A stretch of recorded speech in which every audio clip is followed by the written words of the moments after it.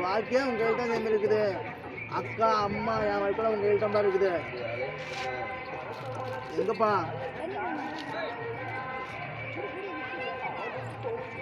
எங்கப்பா எங்கப்பா டிராவலுக்கு எடுத்துக்கடா. டிராவலியா எடுத்துடி போடியா.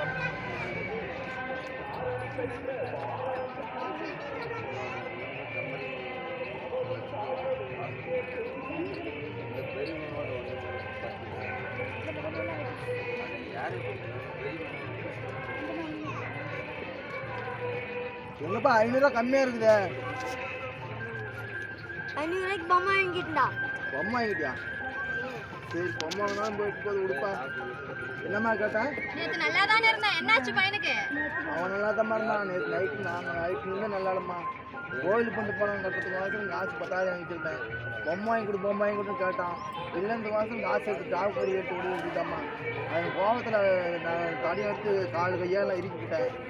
நான் பொறுமையாக கேட்டால் தரமாட்டான். அதனால் சண்டை கட்டு கேட்டால் தரமாட்டான். நான் 3 பேரும் காலை கையை அமுத்தி கெஞ்சி கட்டிக்கிறேம்மா.